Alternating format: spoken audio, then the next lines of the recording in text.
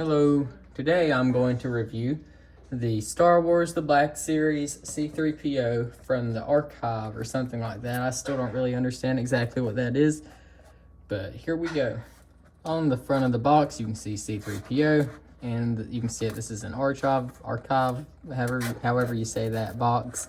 So there's not really anything too detailed on the front. On the back it says a little bit about the character, and that's really it. Same on both sides, of course, and there's something on the bottom of it, and that's pretty much everything on this box. Now, in terms of the figure's articulation, he doesn't have very much, which I guess is like the character in the movie, but you can bend the up here around the shoulders, in and out. No elbow joint saggly, a little bit in the hands where you can swivel them, but not really. You can kind of go back and forth some. Let me see. Not that much though. And he has joints in his head. He can bend up and down though. I do like that. He actually has like the most articulation right here in his waist, which I do find to be really cool. How you can see inside all his wires. And he has his C-3PO butt back there. All these figures have butts for some reason. I guess it's for the sake of accuracy. I find it kind of funny though. Maybe that's just immature humor. But right here you can see he has joints up in his thighs, joints in his knees, which are like the hardest things to bend ever. And he has joints in his feet. Now, I don't know if it's just my figure, but something about this one feels way lower quality than the other ones. And I feel it specifically in the legs, like in these knee joints. It feels like chrome paint almost was like put onto it and then like hardened around the joints and stuff. I don't know. I got this figure for like $10 though. I think he's still that same price. Probably the worst one that I own. Not that it's a bad figure. It's just, I guess he's like the worst out of the bunch. Still a good figure. I mean, he's kind of an underwhelming character in the movies too. I know a lot of people hate me for that. I like C-3PO and all.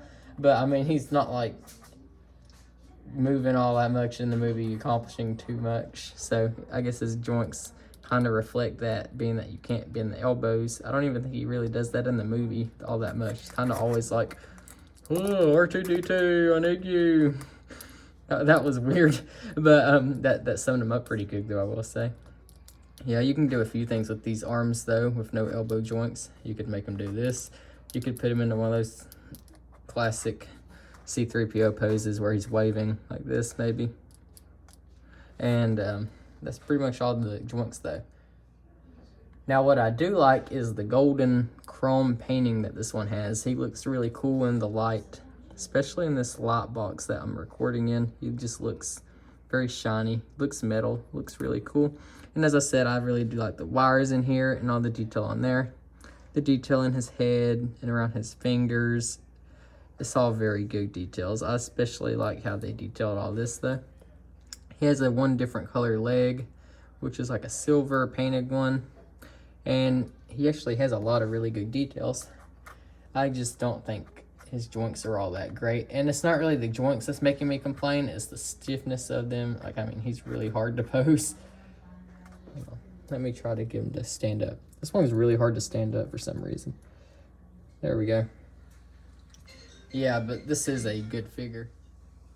Overall, I give this figure a 7 out of 10. No, actually, I changed that. A 6.5 out of 10. Not a bad figure. Not as good as he could be, though.